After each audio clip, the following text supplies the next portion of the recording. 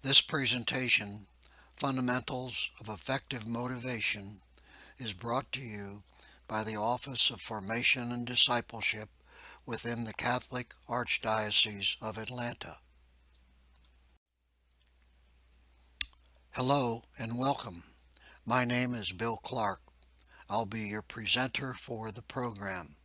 If you have questions or desire additional information, you may contact me by phone on my direct line at 404-920-7635 or by email at wclark@archatl.com. Good luck and blessings for your interest and commitment to learning. Let's start our program with an opening prayer. Dear God, please grant me the energy to complete all that lies ahead. Refresh my spirit. Allow that spring of living waters to burst and flow out of me so that I can be the light in the dark. Help my thoughts, deeds, and actions reflect you each and every day. Motivate me, Lord, as I draw close to you. Push me, shape me, and mold me as you continue to bless and reveal your great plans for my life. In the precious, everlasting name of Jesus, I pray. Amen. Let's review our agenda for the program. First, we'll cover the fundamental principle of motivation. Next, reflections on motivation. Next, the difference between motivation and self-motivation. Then, characteristics of self-motivated people. Then, we'll give you a brief self-motivation quiz so you can determine where you are in your personal attitude about motivation. Next, we'll discuss intrinsic and extrinsic drivers of motivation, then myths about motivation, self-motivation tips. We'll summarize and have a closing quote. The fundamental principle of motivation.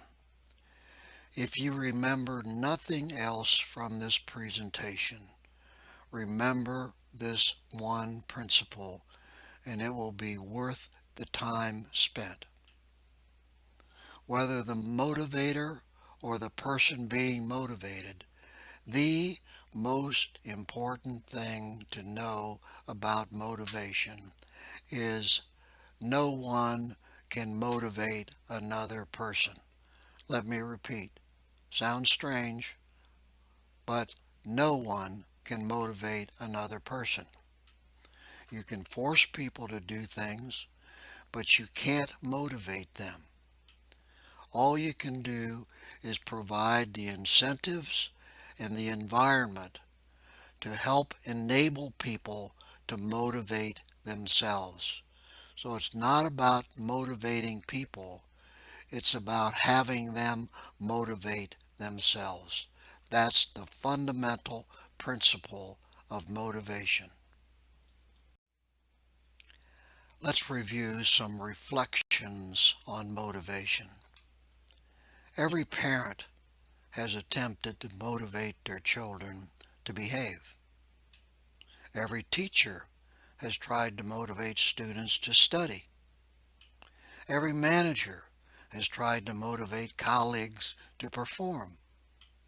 Every pastor has tried to motivate people to participate.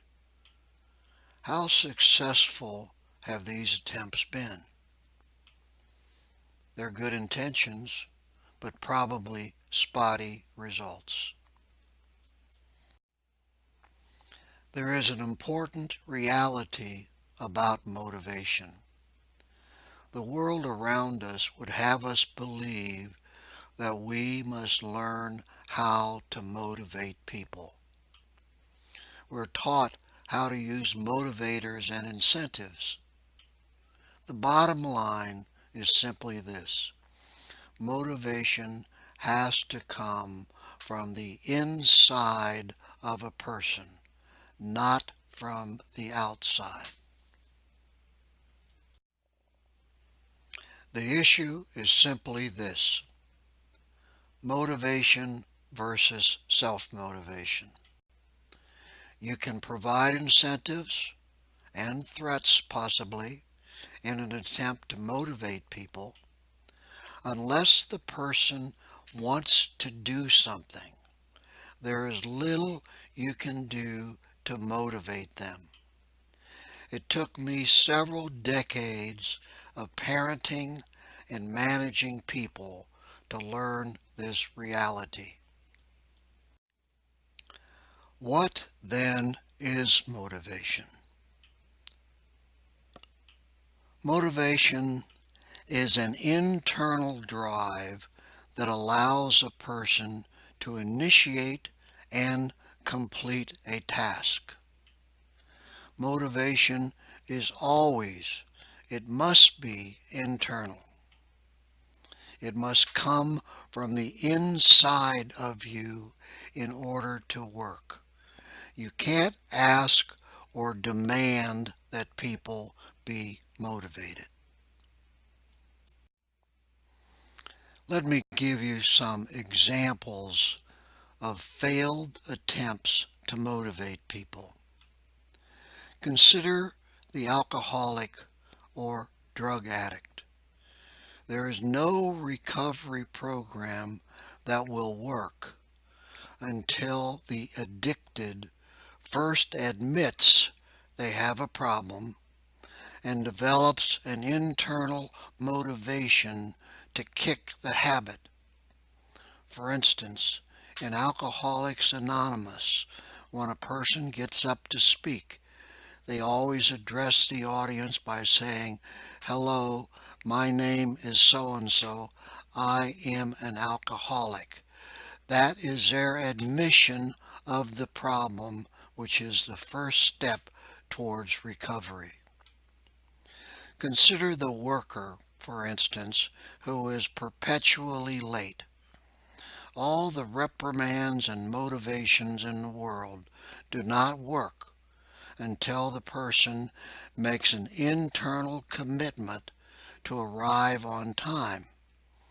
For instance, by example, every Sunday at our church, there is a grandmother and grandfather that sits a few rows ahead of us, and 10 minutes into the Mass, their daughter or son-in-law and their 4 children arrive. It's always 10 minutes late. One would ask the question, why can't they move things up 10 minutes to arrive on time? Their children, God love them, will never know what happens in the first 10 minutes of Mass. Other examples: diets, habits, clutter around the house, smoking, drinking, Sunday Mass, going to confession, etc. All might be examples of failed attempts to motivate. Let's now take a look at self-motivation. What is self-motivation? It's an inner drive that makes a person want to get things done without external influence or motivators. You don't have to tell me to go to Mass on Sunday. Why? Because I'm motivated to do it. Self-motivated people do not require incentives and motivations. They're just wired to get her done, just like Larry the Cable Guy. Get her done. Self-motivated people have 5 characteristics. See how you stack up against them. First, they have a healthy self-confidence. Self-motivators create an inner resolve to do it.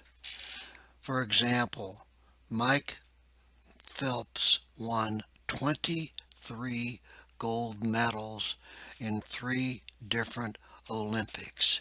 He had a very high, healthy level of self-confidence. Secondly, self-motivated people have a positive attitude. They believe they will win. For instance, Muhammad Ali, in the prime of his fighting career, he predicted the round in which he was going to knock somebody out. He had extreme positive attitude, the look of a winner. Number 3, self-motivated people are goal setters. They set goals instinctively. For instance, a person who runs in a marathon wants to do it under 3 hours. It's an ongoing commitment, a goal until they achieve it. Or earn a terminal degree like a PhD. It's an important life goal. Number 4, self-motivated people surround themselves to have a supportive environment. Self-motivators create momentum to win again. For instance, have you ever wondered why Major League Baseball parks and basketball arenas, etc., have pennants and banners hanging around the ballpark or the arena? It's a supportive environment. It shows the players that they've done it before, they can do it again. Number 5, self-motivated people recognize and reward accomplishment. They celebrate reaching a goal. For instance, Oscar night in Hollywood is the time to recognize and reward accomplishment. Those are the 5 characteristics of self-motivated people: healthy self-confidence, positive attitude, goal setting, supportive environment, and recognize and reward accomplishment. What is your level of self-motivation? Let's take a brief quiz to help you identify where you stand. Take a minute and go to this website. Input it into your computer and pull up the page. You'll find a quiz that's easy to use. Just read each question, check the number that best describes you. Answer how you really are, not how you would like to be.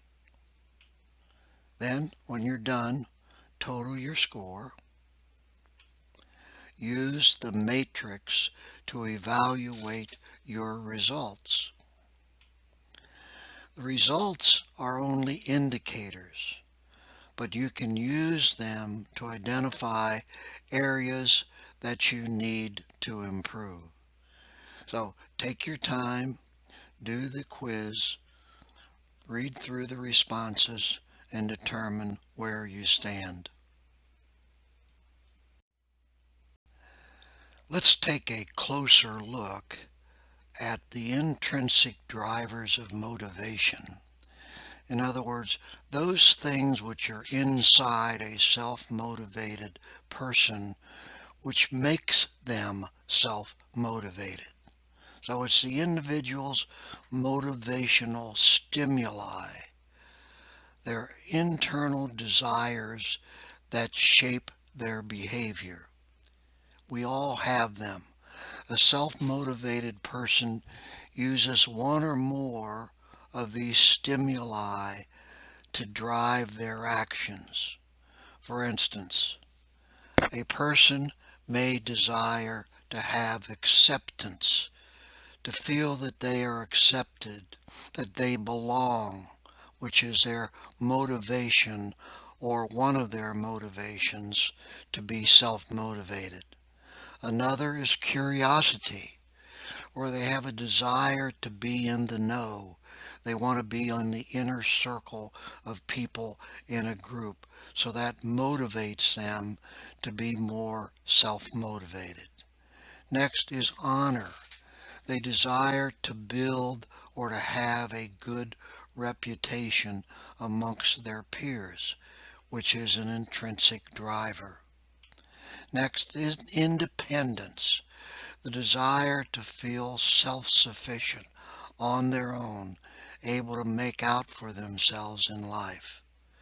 Next is order, the desire to manage their environment, that they put order into things that they do, thereby creating an intrinsic driver of motivation.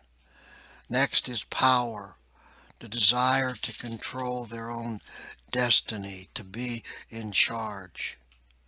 Next is social contact, the desire to be around people, the need to have people around them, which drives their desire to have self-motivation. And finally, status, the desire to feel important amongst their peers. These are the traits or drivers of motivation. People will have one or more of these, which will influence the degree to which they are self-motivated. So in effect, if you want to learn how to be more self-motivated, use these intrinsic drivers to help you.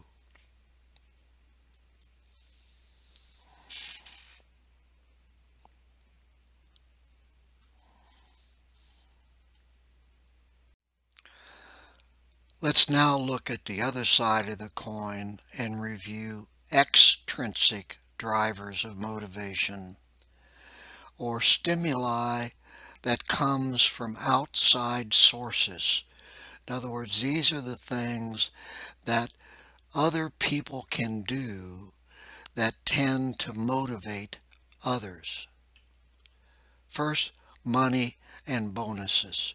People always dangle money out there as a motivator, and it does motivate a lot of people. Next is titles. Instead of giving them more money, for instance, give them a title, a bigger title, which will motivate them. Next is having a bigger office to show their significance within an organization, or trophies and plaques and mementos, outward signs of accomplishments. They all tend to motivate some people. Increased benefits or perks. Let them park closer to the building, or provide a company automobile, something of that nature. Next, recognition and rewards functions. Have banquets, parties, go to some nice resort somewhere to celebrate success. This can highly motivate some people. Or paid time off. Let them have some time off to enjoy on their own, serves as a strong motivation for some. Or gifts. Extrinsic motivation usually does not have lasting or staying power. It tends to dissipate quickly. For instance, if you use money as a motivator, it creates a certain rush of good feelings, but when the money is spent, you're back to ground one again. So keep this in mind, that intrinsic motivators usually do not have a very long shelf life. Now let's review some myths or beliefs that some people have, sometimes misguided, about motivation. Learning the fundamentals of motivation is a vital human relation skill. Several myths or beliefs persist, especially among new managers. Myth number one: I can motivate people. Not really. You can't motivate people any more than you can empower them. All you can do is create an environment to help people motivate and empower themselves. The key is to learn what motivates your colleagues. Continuing with myths about motivation. Myth number two: money is a good motivator. Not really. Money and other incentives may prevent people from becoming demotivated, but may not always help people to become more motivated. Money is always temporary. It comes and it goes. For example, multi-million dollar deals with professional athletes. They get all this money, millions of dollars up front. Does it make them better athletes? Does it make them more motivated to pitch better, to hit more home runs, to get more base hits? Not really. Myth number three: fear is a darn good motivator. Fear, sometimes in fact, is a great motivator for a short period of time. For instance, the enthusiastic, hyped up halftime pep talk in a sports arena, or a dictator talking to his constituents. You can cause people to have fear and react and do things, but it won't last very long. Yelling and emotion won't light an eternal spark. Myth number four: I know what motivates me, so I know what motivates my colleagues. Not really. People are motivated by different things. You might like money. Someone else might prefer time off. It all depends on what motivates a particular individual. The last two myths about motivation. Myth number five: increased job satisfaction means increased job performance. Not necessarily true. Performance must be in sync with organizational goals to be effective. It takes more than happy people to increase job performance. Myth number six: I can't comprehend employee motivation. It's a complicated science. Not really. You can learn techniques to create an environment that enables and encourages self-motivation.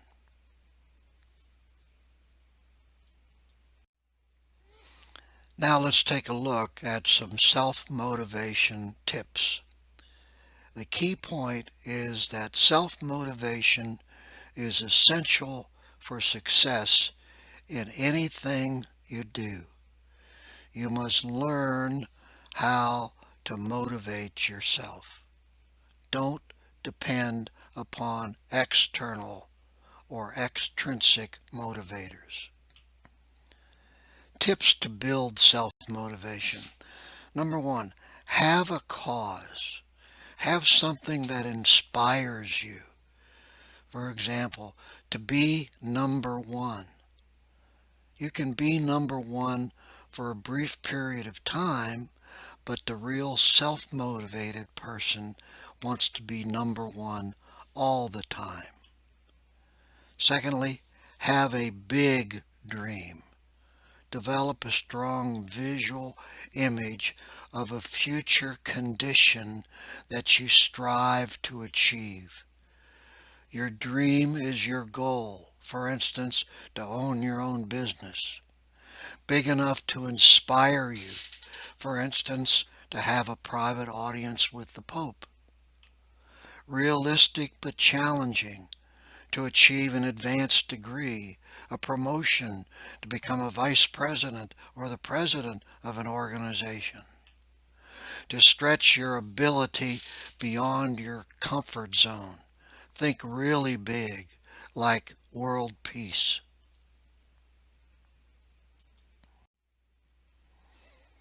More self-motivation tips. Number 3, be hungry. Wanting something is not enough. You have to really hunger for it. Motivation must be absolutely compelling. For example, to beat your all-time best at whatever you do. For instance, in golf, most people can't break 100. So your first goal is to break 100, then to break 90, then to break 70, then to break 60.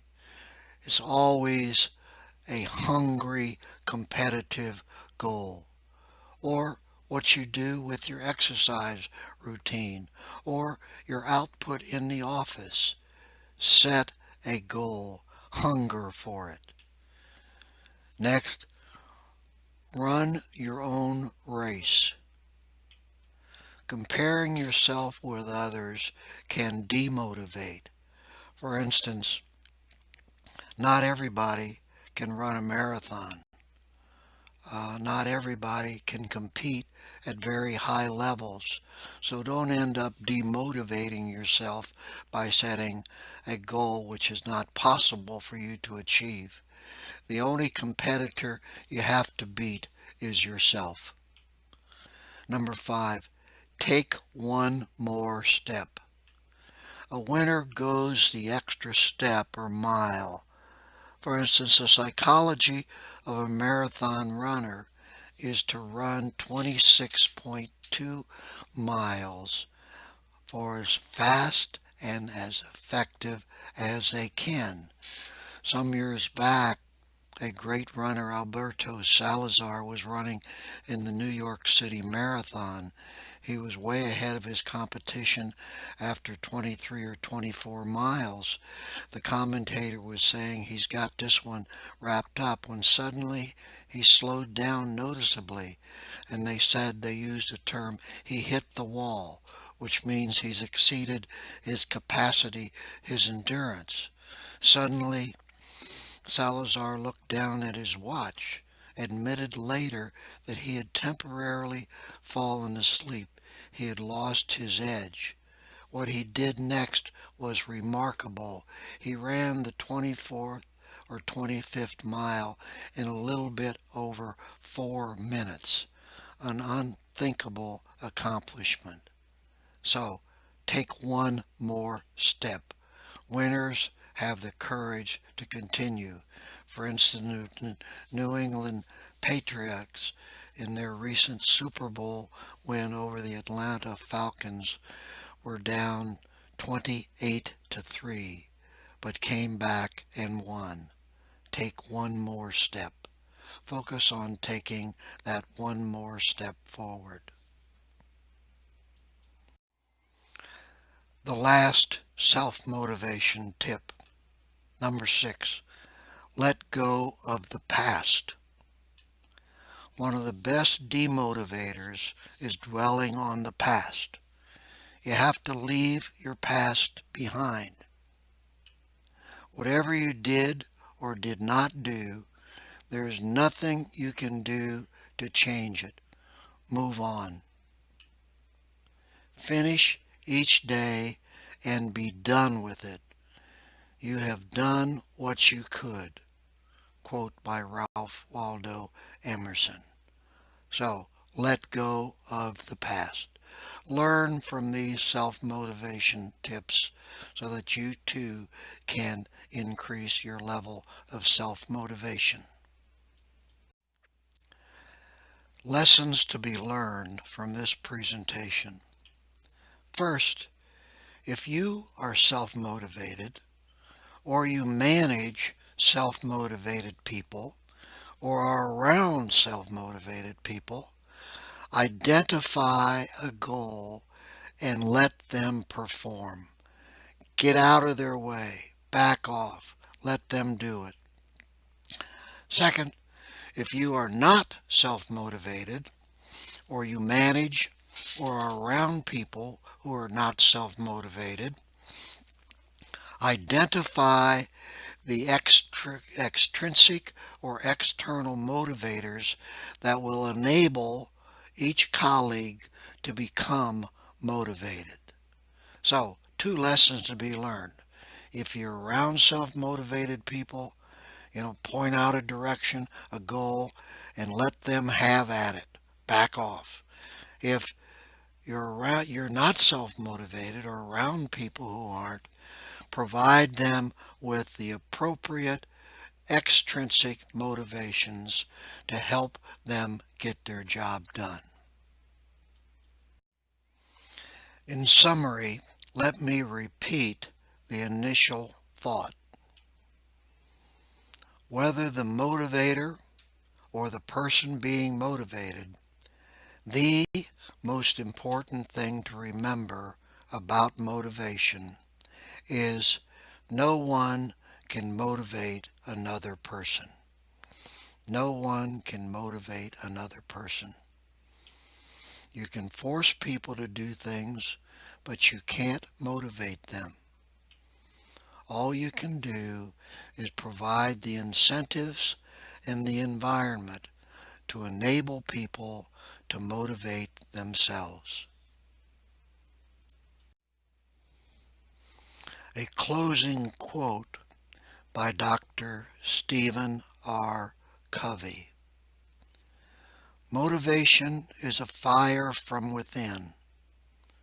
If someone else tries to light that fire under you, chances are it will burn very briefly.